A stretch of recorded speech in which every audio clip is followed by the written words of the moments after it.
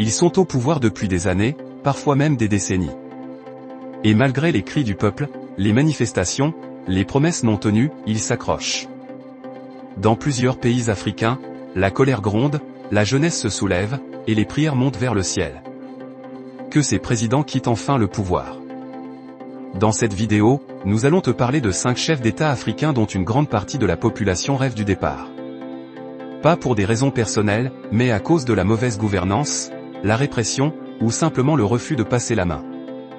Mais avant de commencer, abonne-toi à la chaîne et active la cloche de notification. Si c'est fait, on se trouve après le générique.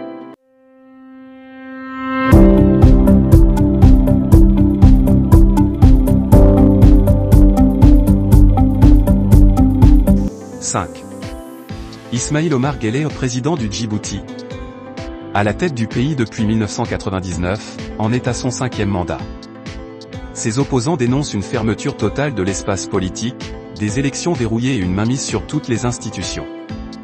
Malgré les bases militaires étrangères et la richesse stratégique du pays, la pauvreté persiste, et la colère gronde. 4. Denis Sassou Nguesso, président du Congo-Brazzaville. Président une première fois en 1979, puis revenu au pouvoir en 1997, Denis Sassou Nguesso cumule aujourd'hui près de 40 ans à la tête du pays. Il est accusé de gouverner pour une élite, pendant que la majorité de la population vit dans une grande pauvreté. Les Congolais demandent un souffle nouveau, mais le changement semble encore loin. 3. Faure Gnassingbé, président du Togo. Il a hérité du pouvoir en 2005, après la mort de son père Gnassingbé Eyadema, qui avait lui-même dirigé le pays pendant 38 ans.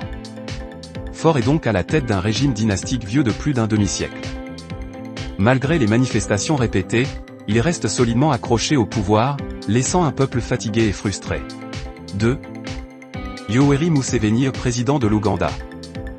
Élu pour la première fois en 1986, Museveni est toujours là près de 40 ans plus tard.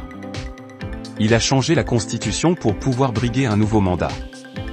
Aujourd'hui, de nombreux Ougandais dénoncent une dictature déguisée, la répression des opposants comme Bobi Wine, et la confiscation du pouvoir.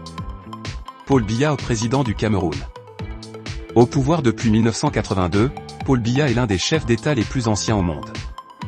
Âgé de plus de 90 ans, il dirige depuis plus de 4 décennies, souvent depuis la Suisse, loin de la réalité de son peuple.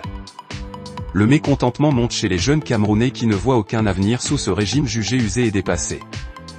Ces dirigeants ont en commun une longévité exceptionnelle, mais aussi une contestation croissante.